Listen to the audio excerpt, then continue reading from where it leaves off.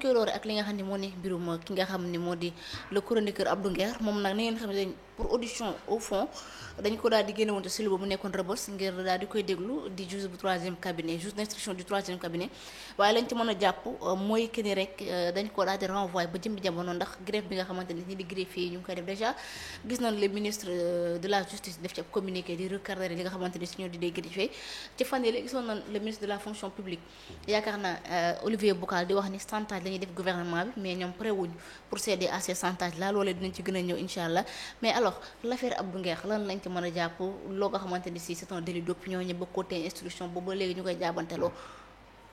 ba mais aji xam nga man. affaire aji kii Abdou Nguer bi man dama cee waxati si encore. je pense que Sénégalais yi dégg nañ sama baat ñun mooy suñu position au niveau de la des valeurs. mooy ñun dañoo xamul lan la ñu téye Abdou Nguer lan la ñu téye. xam nga nit ki boo ko téye nga téye ko en détention da ngay am ay. maanaam da nga koy coller ay infraction nga ne bon je le maintiens pour telle ou telle infraction. Justement. Parce que man ci li ñu jàpp ñun en tout cas li ñu ko jàppee woon mooy par rapport ak ay diffusion boo xam ne dañu ko defoon ci page Facebook am. gars yi jàpp ko ne moom moo en fait moom moo nekk auteur maanaam infraction boobu mooy li ñu bind. mais bi ñu ko convoqué au niveau de la DIC ki nga xam ne moom moo ko bind moom ci boppam jàpp nañ ko moom mu ne non kii du Abdou Nguer moo bind lii mais man maa ko bind. d'accord pirater page Facebook ne maa bind lii. mais wax bi jeexul. jeexul. justement yow ki nga xam ne mooy auteur bi. ki nga xam ne moo bind. li nga xam ne moo tax ñuy topp Abdou Nguer moom ñëw na gars yi jàpp ko mu ne man maa bind lii. yoonu Abdou Nguer nekku ci.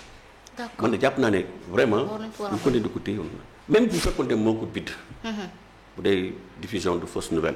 xam nga ou bien voilà parce que gars yi dañu cee gaaw trop article 254 ak 81 moom la ñuy activer tout le temps. bien sûr pour jàpp ay citoyens par rapport ak ay délits d'opinion ak yu demee noonu. ñoom ñi nga xam ne te ñoo fi newoon. kenn dootu fi jàpp ci kenn pour ay délits d'opinion. la liberté d'expression je pense que kooku suñu constitution ci boppam moo ko consacré. mais tey bu fekkoon ne loolu am na sax laa bu fekkoon am na mais lu si jar ay instruction. instruction pour lan. mais loolu war na mën a flagrant délit doy na si fekkente ne léegi nañu àtte ko. fekkente ne moom il est coupable mais voilà ñu daan ko s'il n'est pas coupable ñu bàyyi ko mu ñibbi bu ñu koy may sursis ñu may ko sursis. mais lan c'est-à-dire je ne vois pas lan moo war a mën a tax.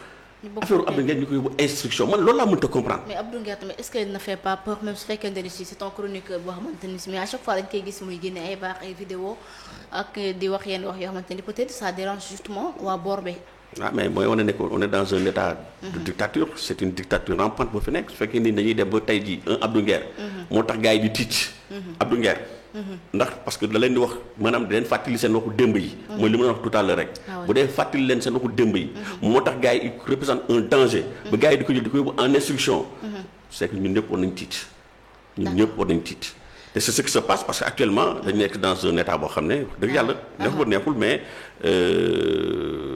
li fi maanaam lii xeeñ dëgg yàlla neexul dara maanaam dafa mel ni dictature y a une idée de dictature boo xam ne dañuy bëgg a museler nit ñi bañ nit ñi wax seen xalaat mais loolu c'est peine perdue dañuy sonal seen bopp parce que gis nga nit mën nga ko tere lekk mën nga ko tere va et vient déplacement et cetera mais am na loo xam ne mënuñu ko tere nit ki on peut pas da ngay dee rek mais mënu ko tere wax mooy wax li muy xalaat. d'accord la liberté d'expression.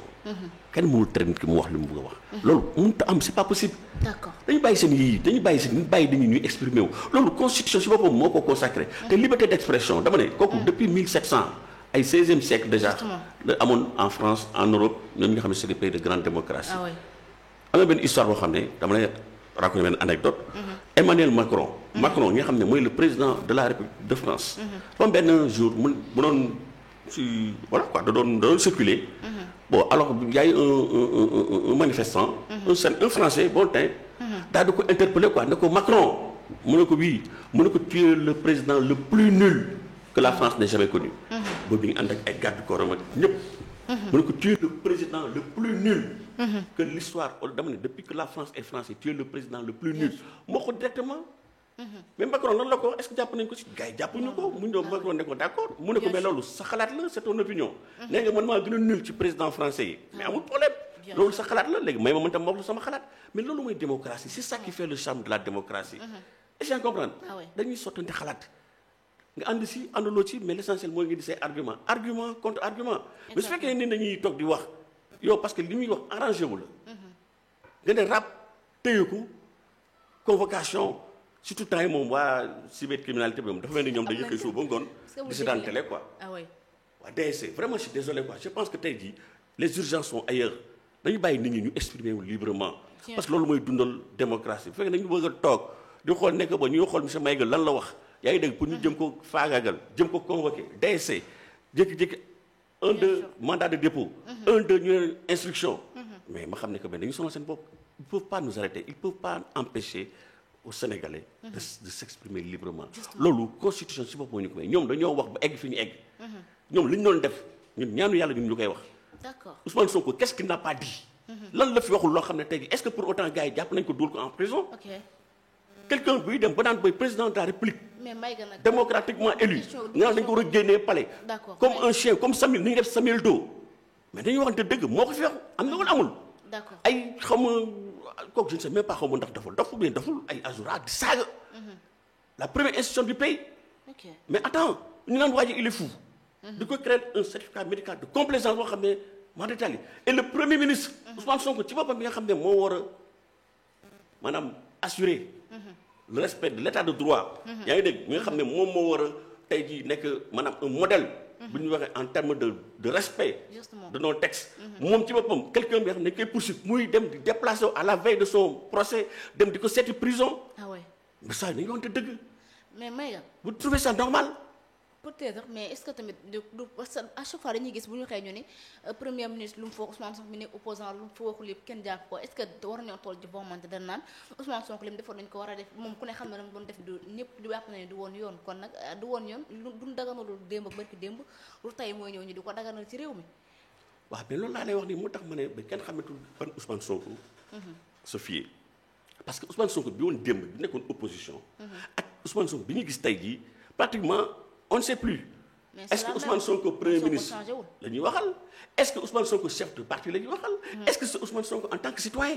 ok finalement on ne sait plus te li gën a doy waat ci mbir mi mooy maanaam te loolu je pense que sénégalais ñoom ñëpp seetlu nañ ko. maanaam Ousmane Sonko bi woon opposant ki nekkoon opposant ak promesse yi ñu ci digloon. lu yàlla xam doy na promesse yi moom mara Italie. d'accord mais tey ñu gis muy doxalee neneen mais ça nous pose un sérieux problème. ok parce que Ousmane Sonko bi nga xam ne tey jii.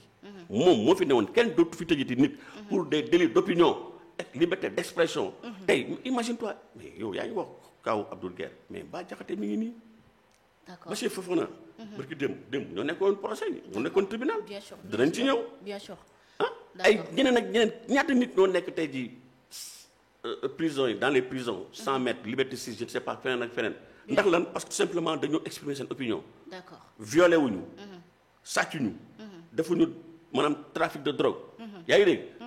agressé wuñu ñu téye leen tout simplement parce que dañuy wax seen xalaat par rapport ak réew mi ni muy doxee parce que li ñuy wax peut-être arrangé wu leen ñu si ut ay prondol pour jëm leen jël tëj leen pour museler leen.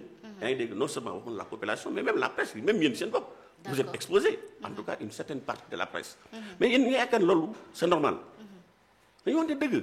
d'accord mais tey mënuma comprendre tey un Bachir Fofana ñu koy tëj en prison deuxième institution du pays. Malick Ndiaye bi nga xam ne mooy la deuxième institution du pays c'est la première fois. de Senghor à maintenant. ñu gis un président d'Assemblée nationale. muy porter plainte contre un citoyen lambda. justement c'est du jamais vu. mu jaral ko mu jege dem ba jusqu'à la digue ñu koy entendre. comme s'il n'avait pas d'autre chat à fouetter. mais c'est extraordinaire. deuxième institution. Justement. di porter plainte contre un citoyen. ndax lan parce que tout simplement dafa joxe benn information. même su fekkee ne information bi nekkut. mais je pense que jarul woon ñu koy dugal biir kaso quoi di ko emprisonner franchement parler. justement un simple démenti aurait suffi. waaye li nga wax ni ok nekkut lii mooy la vraie information un communiqué officiel. signé par l'Assemblée nationale. ñu ne bon Bachir li nga wax par rapport ak passation marché yi. du lii mooy dëgg bi voilà la vérité lii mooy la vérité. encore que dans ce cas d'espèce lu ñu koy toppee pour diffusion de fausses nouvelles. d'accord mais man dama jàpp ne en tant que juriste man aujourd'hui tey aji nit ki boo koy topp pour diffusion de fausses nouvelles. mais boobu day fekk sax yow nga yore la bonne nouvelle entre tes mains. d'accord mais créer la bonne nouvelle donc dans ce cas. bu fekkee ne ñoom dañuy ne dañu koy topp pour diffusion de fausses nouvelles. maanaam information bi ñu joxe baaxul mais ana information bu baax bi nañu wax ban mooy information bu baax bi maanaam kon moom nee na ki ñu jox marché bi. ok du kooku parce que waa jooju semble-t-il mooy waa ji nga xam ne moom moo tuumaloon le ministre. Ismaïla Madior Fall Ismaïla Madior Fall. Cheikh Gueye voilà moom Cheikh Gueye. moom nee na Cheikh Gueye moo gagné marché bi. waaw ok il s'est trompé de bonne foi. ça peut arriver à tout le monde source am peut-être moo ko trompé. d'accord n'est-ce pas. waaw mais léegi bu dul waa jooju mooy Cheikh Gueye boobu. mais nañu wax kan moo gagné marché bi. nañu wax kan moo gagné marché bi. ne ko ba yow nga ne Cheikh Gueye moom moo gagné marché bi mais du Cheikh Gueye mais diw moo gagné marché bi mais lan moo tax tey ba tey jii ba moment bi ñuy toog nii ba démb ci biir tribunal bi du kenn moo la mën a wax ne la marché bi. diw moo ko gagné loolu déjà mu nekk une violation extrêmement grave.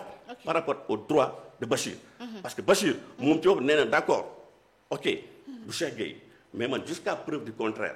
ba keroog may xam ki nga xam ne moo gagné réellement marché bi. su fekkee ne man am naa ci ay preuve lu leer na que kii moo gagné marché bi. su boobaa mais je retire mes propos. mais loolu c'est pas méchant. c'est plus facile d'accord alors revenons un peu ci l'affaire ki nga xamante ni si moo di Abdou Nguer parce que gisoon nañu fi ci ay jamono Assemblée nationale le premier ministre di que ni ñii moo leen effacé mu ne am na ñoo xam ne dañ leen doon ci plateau yi ñu leen di wax loo ñuy wax wala doon ci saaga loo saaga ñoo nga xamante ni amuñu sax diplôme certificat entre autres est-ce qu'elle fait allusion à Abdou Nguer wala déet parce que yàggu dara ñu jàpp Abdou Nguer daal di koy tëj ci simple benn mbir boo xam def nañ ko sur sa page TikTok. waaw moom laa wax man je dis gis nga Abdou Nguer franchement parler gars yi mooy li ñuy wax rek ba affaire effaceur bi ñuy wax rek yooyu mënuñu effacer kenn dañuy sonal seen bopp rek. donc am na neexee nañu dem ubbi yeneen prison nga xam ne dinañ dugal ñu bëri en prison parce que ay Abdou Nguer c'est des millions et des millions de Abdou Nguer ñoo fi nekk. Abdou Nguer n'a rien fait de mal rien amul dara loo xam ne jar na fi tëj nee naa la tey le cas de ce français. bi nga xam ne dafa téye le président Macron. première institution du pays. doo ne ko tu es le président le plus nul. wax ko ni devant tout le monde. mais est-ce que waa ji a été inquiété. États-Unis gars yi dañuy saaga ba je te dis président de la République à longueur de journée. mais pour autant kenn tëju si ay nit. délit d'offense au chef de l'État yu demee noonu ba ay mais yooyu amatul. dañ ko guider dans la législation française yooyu gis nga infraction yooyu loolu depuis jamono yi xaw ma Napoléon xaw ma je ne sais pas. xam nga mais loolu amatul c'est-à-dire que démocratie day dox réew day dox. justement Abdou Nguer li ñu ko fi téye amul dara loo xam ne war na tax ñu ko fi téye parce que Abdou Nguer li mu def tout simplement parce qu'il dérange mais lan moo tax muy déranger mais ñoom ñoo tax ñooy def lii tax muy déranger da leen fàttali tout simplement ñoom seen jëfin ak seen waxu démb yi loolu mooy le problème mooy comme président Thierno Alassane Sall. keroog bi muy fàttali Ousmane Sonko. ne ko mais yéen a fi newoon que caisse noire xaw ma fonds politique dafa xaram. mais vous avez vu sa réaction. muy mer commencé di xataraayu. di def ay attaques de personnes. d'accord commencé dal ci kaw Thierno un député bi nga xam ne article 92. règlement intérieur moo ko may sañ-sañ. yaa ngi dégg muy poser ay questions écrites di poser des questions au président ou bien en tout cas au gouvernement. justement il était dans son rôle. di ko fàttali. yaa ngi dégg seen waxu démb yi caisse noire bi mais amul lu mu ko yekkul. dem ba naan ko sax voilà boo bëggee ñu leeral mbir mi di ko wax ay waxu pétrole yi xam nga di ko accuser quoi. naan ko wéy da nga takk ci pétrole beeg ak yu demee noonu. ba pare. teg ci ne ko man soo bëggee sax pare naa pour ñu débat. mais débat boobu ba tey mais ñu ngi koy xaar. Thierno nee na ko mais y a pas de problème da nga bëgg ñu débat. mais nañu débat. nañu débat mais boobu ba léegi anamu. d'accord. mais nañu débat bu fekkee ne moom li muy wax li muy tuumal accusation yi muy def leer na ko ne li muy wax nekk na mais nañoo ñu débat. Thierno nee na ko pare na. foo ko bëggee ak noo ko bëggee ak waxtu bi nga ko bëggee. ak ci làkk boo ko bëggee